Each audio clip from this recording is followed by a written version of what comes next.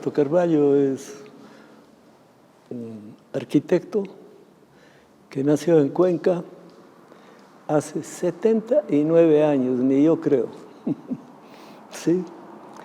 De un hogar de muchos hermanos, fuimos 10, 5 hombres, 5 mujeres, alternados, una cosa estupenda, así es que cada hermana tenía un hermano para ir a las fiestas. Papá era médico, mami una ama de casa, pero imagínense, 10 hijos, ¿no? De una sensibilidad increíble, una persona que era refinada en todo, realmente. Y para mí fue una escuela fantástica porque ella cosía increíblemente.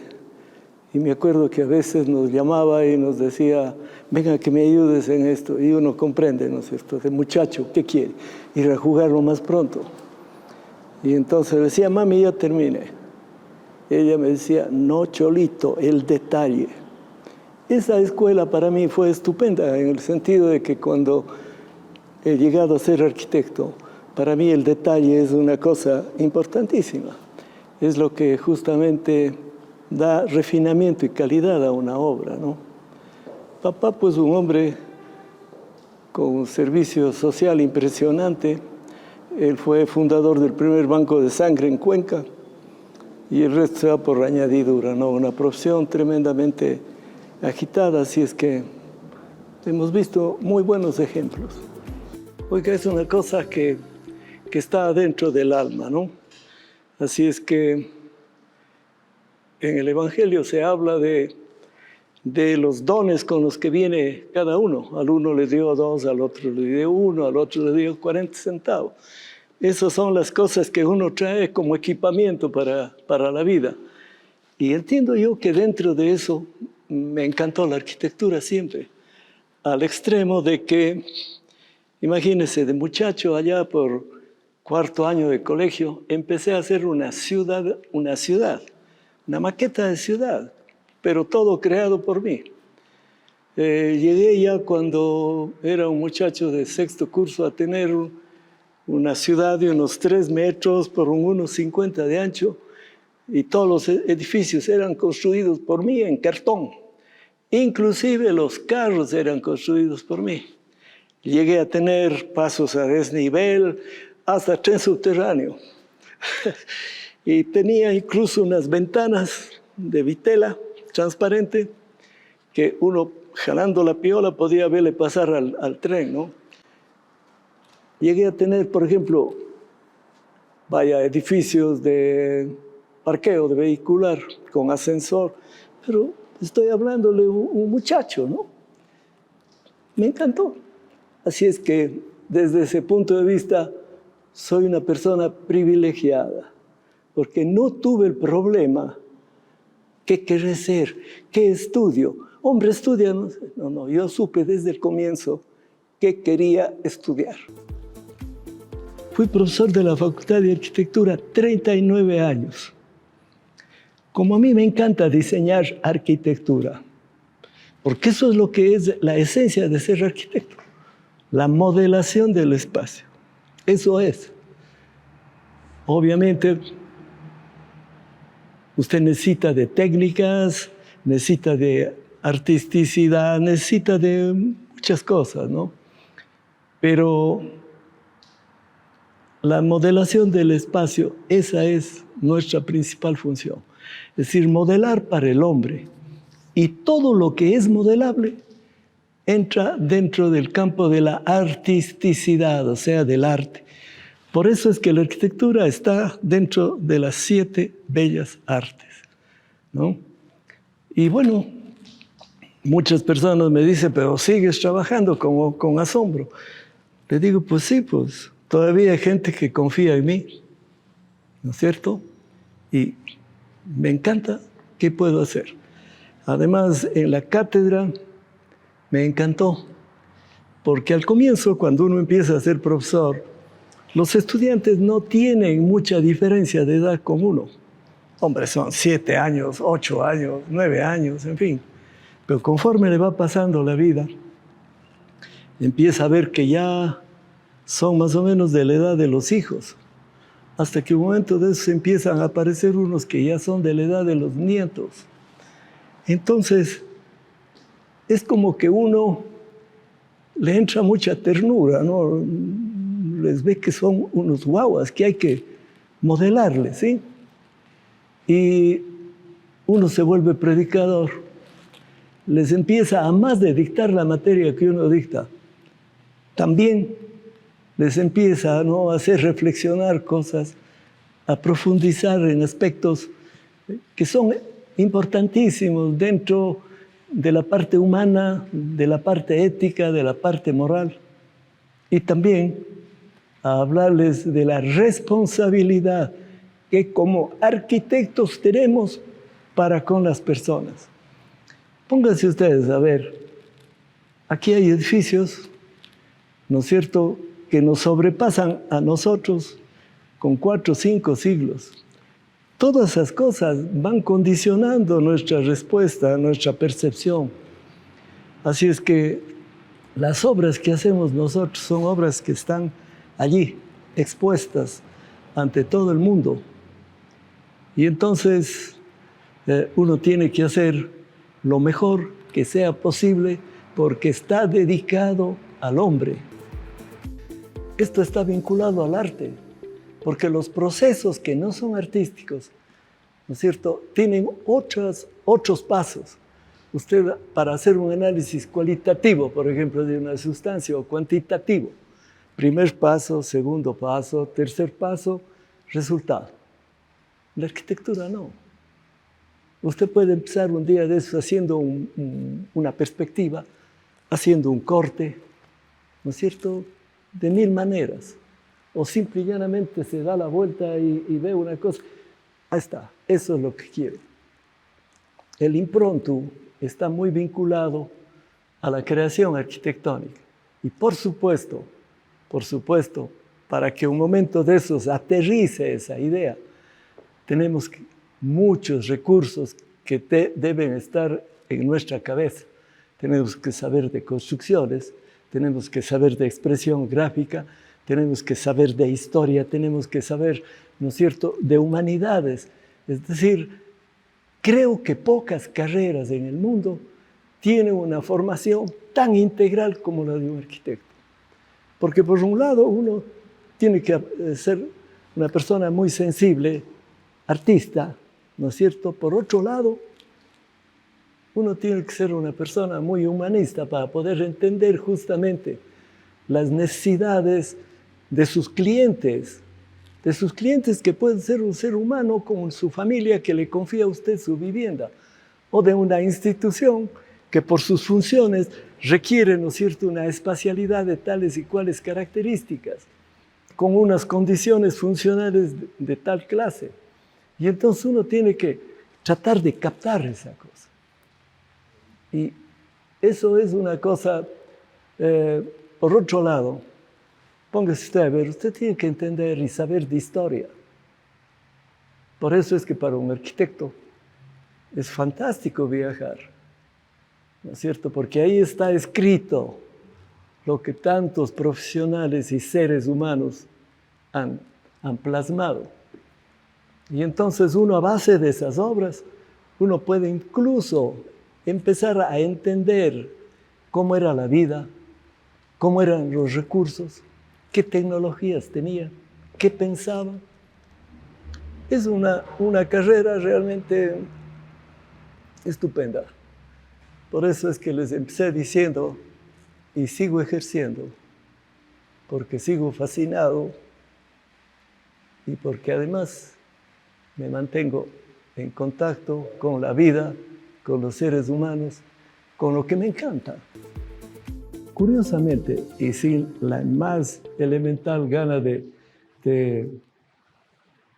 fungir, de ponderar, yo pienso que mi promoción tuvo en la Facultad de Arquitectura de la Universidad de Cuenca un grupo de profesores, maestros, realmente que no se han vuelto a repetir. Fíjese usted, por ejemplo, estuvo recién llegado de su graduación en España, en la Universidad Complutense de Madrid, el arquitecto Jaime Malo Ordóñez. Hombre, venía de una formación cultural estupenda. Vaya a ver lo que él sabía de teoría de la arquitectura. Cosa que sinceramente no creo que ahora se esté dando. Hablar todo de la teoría de los números, pero cómo la teoría de los números se reflejan en las formas que el hombre ha creado. Oiga, creo que pocas veces se volverá a repetir eso, ¿no?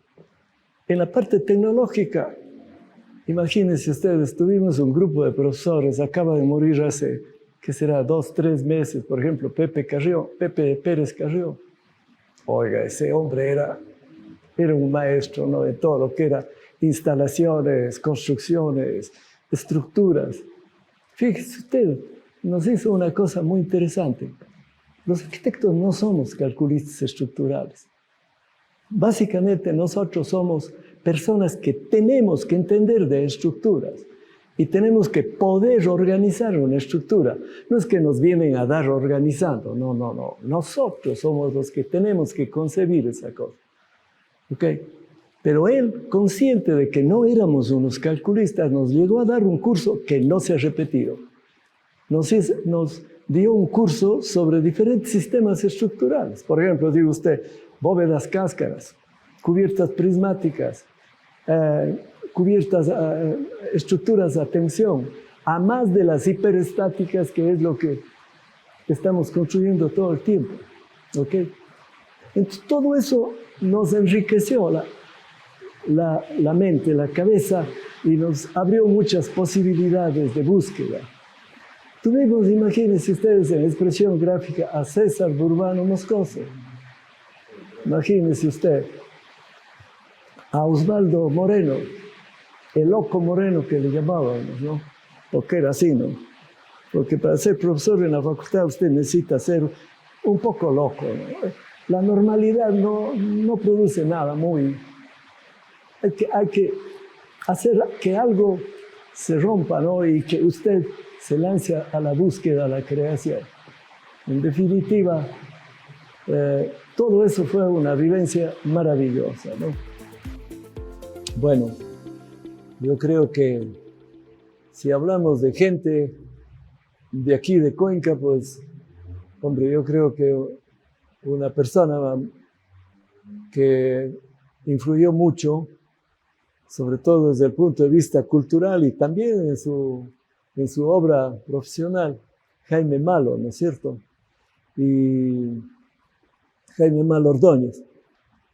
Y ya como arquitectos a nivel internacional, una persona que siempre me pareció interesantísima y me sigue pareciendo interesantísima es Frank Lloyd Wright, este arquitecto norteamericano, ¿no?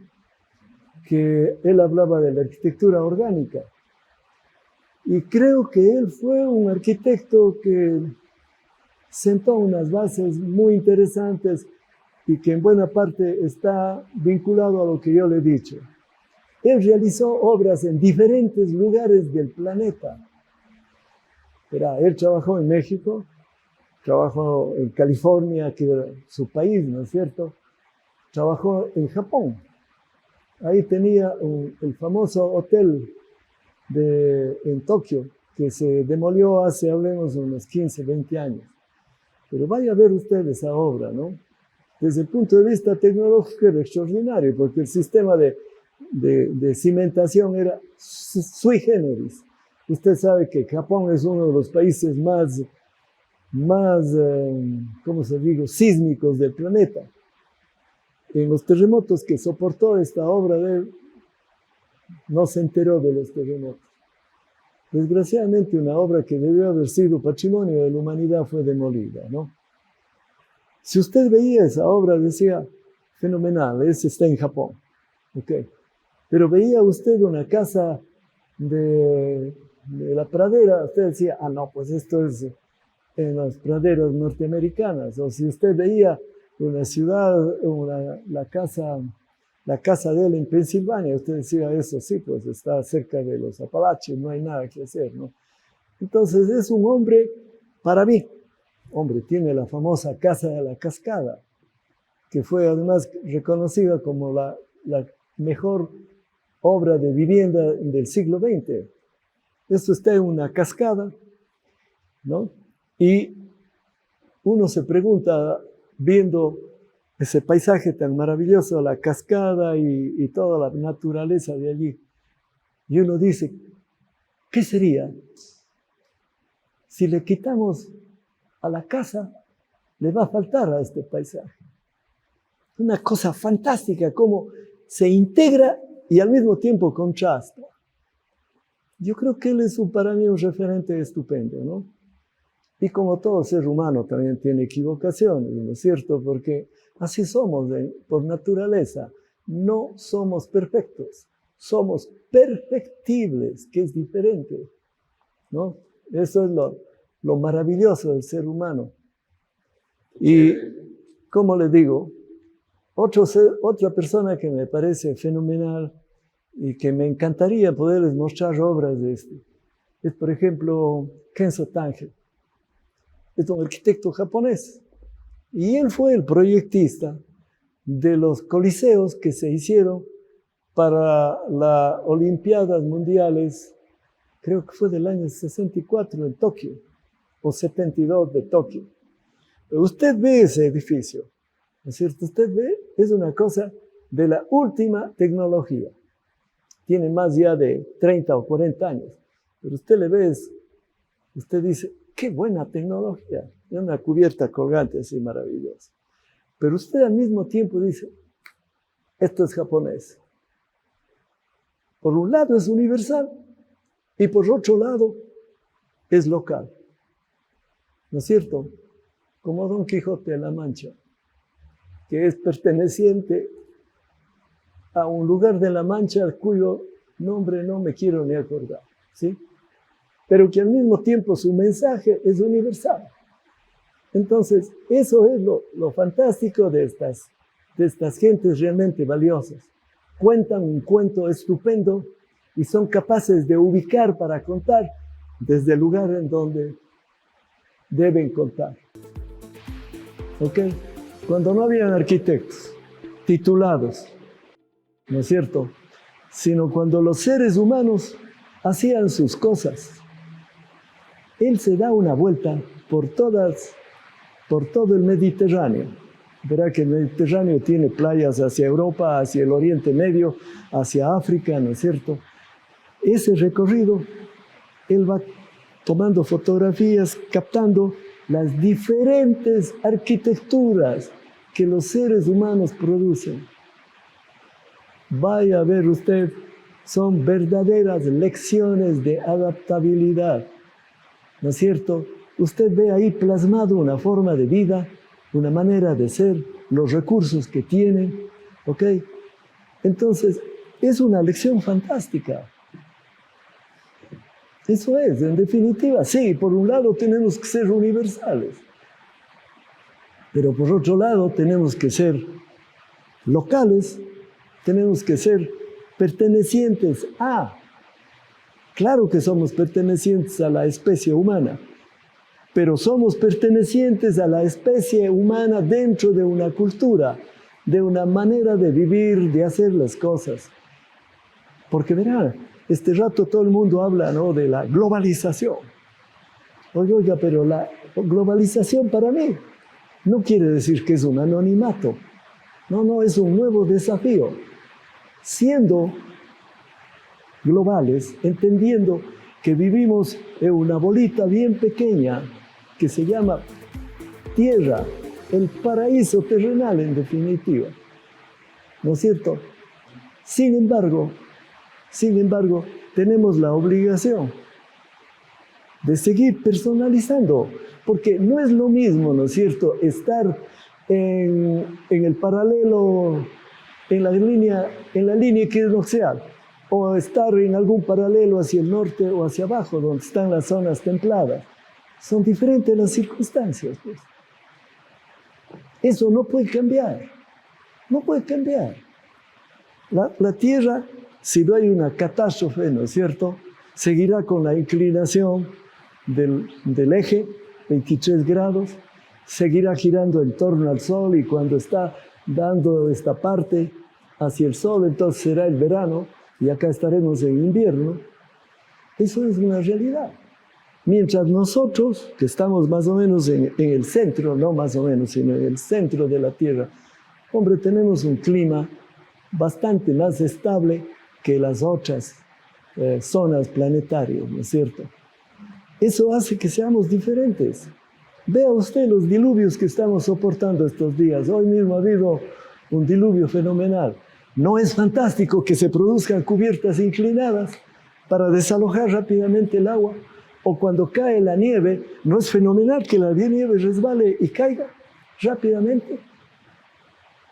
Totalmente diferente a lo que puede ser una arquitectura de cubiertas planas. Totalmente diferente. Porque además el paisaje, ¿no le parece a usted que hasta las montañas, las inclinaciones y cosas nos están diciendo, oye chico, verásme bien, ¿no? Para ponerme una casa o para ponerme un objeto, ¿sí? Tratarás de interpretarme en definitiva. Los arquitectos de este rato estamos haciendo, ¿cómo le digo?, sin darnos cuenta posiblemente, un mal por ejemplo, a la producción artesanal, incluso a la producción industrial, por ejemplo, de materiales, ¿no?, como la teja, el ladrillo. Oiga, si ya no hay quien consuma, eso va a ir desapareciendo, pues. Pero además, imagínese usted, la sierra, hoy mismo, ustedes deben haber sentido, yo tomé hoy el tranvía y había una chica al lado que se acerca y se mete así bajo un pedazo de un alero para que le dé un poco de sombra. Yo le digo, viene a refugiarse por la sombra. Sí, dices que está muy fuerte el sol. Eso nos pasa, ¿no es cierto? Y la teja, de alguna manera, es un excelente aislante térmico. ¿Sí? El adobe es otro maravilloso aislante térmico, porque mantiene la temperatura. En el frío no es extremadamente frío y en el calor no es extremadamente caluroso. Entonces nos falta repensar, nos falta repensar. Tenemos que encantarnos de nuestro medio, dejar de, pero en otras partes deja que hagan los que viven en otras partes. Nosotros que vivimos aquí tenemos que hacer para nosotros y para volvernos universales también. Porque eso es, lo uno no quita lo otro. La única forma de ser auténtico, ¿no es cierto?, de ser reconocible es que sea usted. Y siendo usted es universal, de lo contrario no, es un anónimo. Cuando yo recién empecé, ¿no es cierto?, a trabajar, eso de tener una empleada que incluso se quedaba a pernoctar en la casa, como que era bastante común en familias, sobre todo de ciertos estratos sociales y económicos, ¿sí? Este rato eso ha cambiado. Ya prácticamente no existen empleadas que se queden en la casa por la noche. ¿Sí? Todo eso hace que este rato el dueño de casa, los dueños de casa, ¿no es cierto?, participen haciendo muchas actividades que antes no lo hacían. Por ejemplo, preparar una comida. Antes sí, pues había algún hábil para cocinar, ¿no es cierto? Pero ahora ya todo el mundo aprende algo y todo el mundo se mete un poco en la cocina para preparar, y mientras, si es que hay una reunión social, pues hasta los amigos están allí, ¿no es cierto? Están conversando, es decir, ha cambiado una manera, un comportamiento social, ¿sí? Esa cosa nos está llevando ¿a qué? A otra forma de espacialidad arquitectónica, ¿no es cierto? Antes la cocina era mucho más aislada del comedor. Ahora posiblemente es mucho más interrelacionada con el comedor. Son formas culturales, ¿no es cierto?, que se han producido por condiciones, culturales, pues, ¿no?, económicas, etcétera, que van haciendo que vayan cambiando las modalidades de uso y de participación. Lo cual, pues, los arquitectos tenemos que ser capaces de captar eso, ¿sí? Porque de alguna manera, si usted es un profesional serio y usted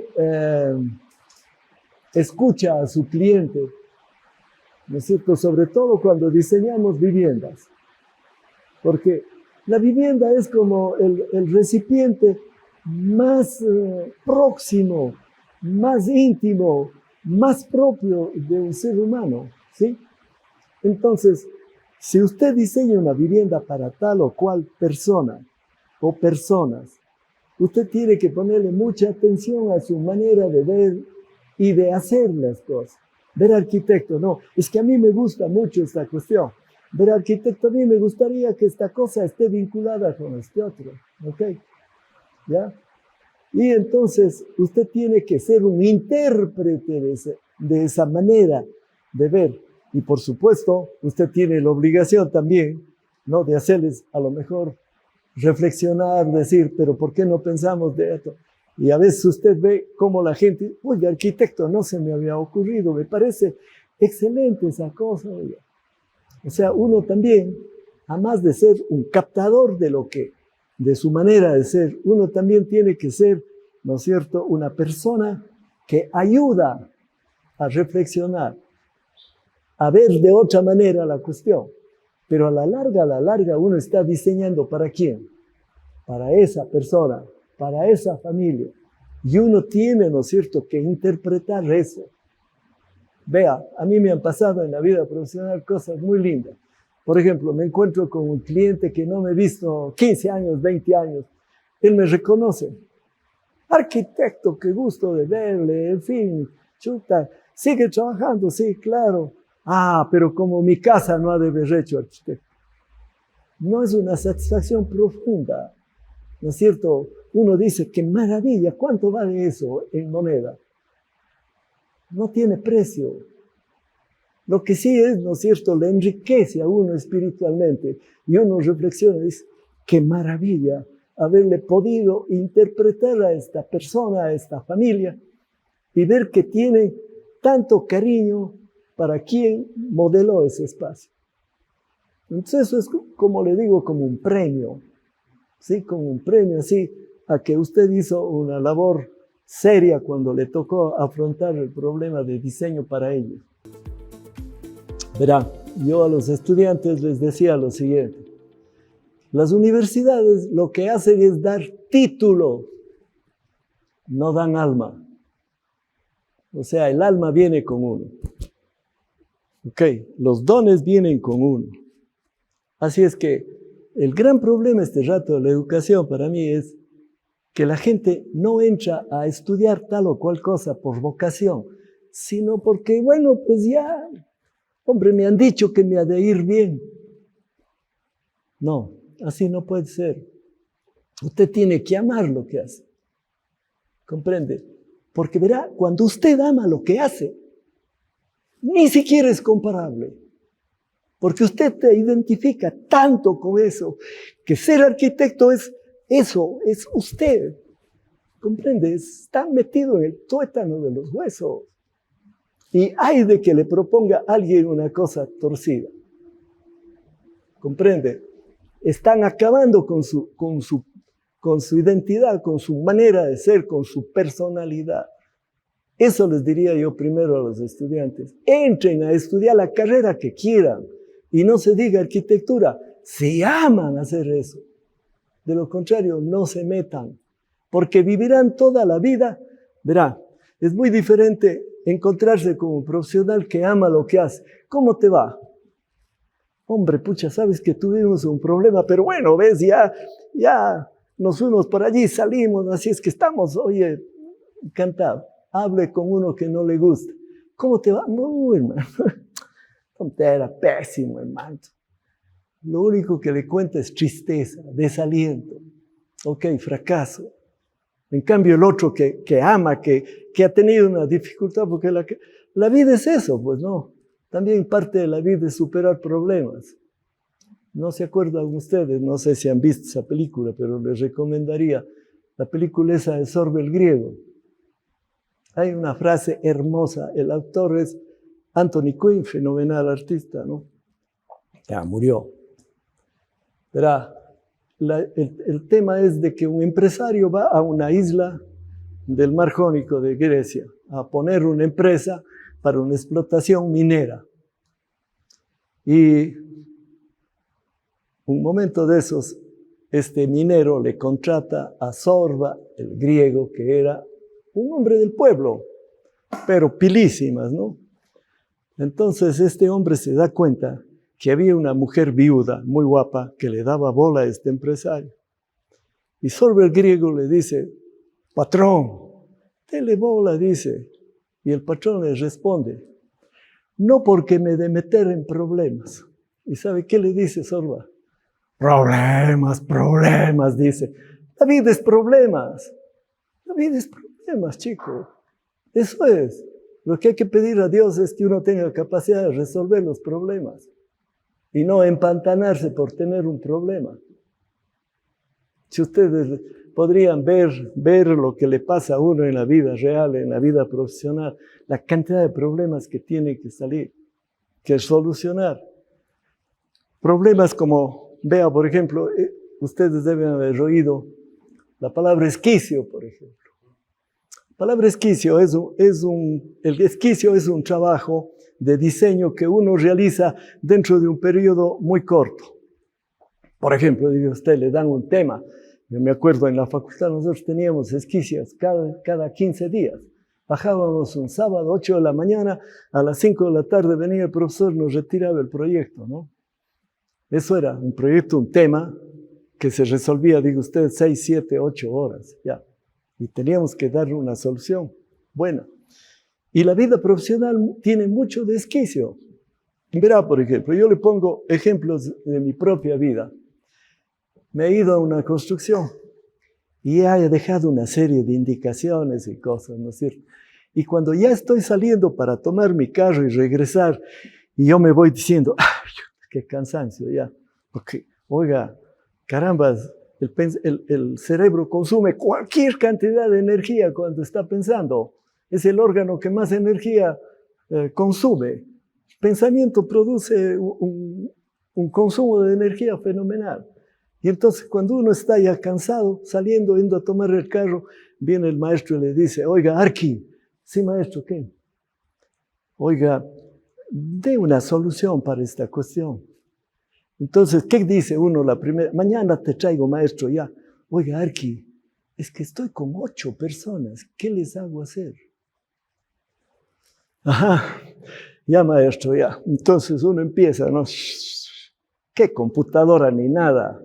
El mejor amigo es la mano con un lápiz. Ahí uno... Y un arquitecto, ni después de 1.000.000 de años, dejará de usarse la mano y el lápiz. ¿Comprende? Porque es la herramienta dada por Taita Diosito. Coge la mano y ya está. Es lo más próximo. Así es que esa cosa es una necesidad que los arquitectos deben cultivar. Es fenomenal tener la capacidad para expresión. Verán, los proyectos son como hijos de uno, ¿sí? Entonces, yo a los estudiantes les decía, verán chicos, para los arquitectos hay 2 maneras de tener hijos. Una forma es la biológica, que todos sabemos ya, ¿no? Y otra es lo que uno produce con su pensamiento, sus ideas, modelando el espacio. Esa es otra forma es hijo de uno. ¿Quién le dio vida? Uno, ¿no es cierto?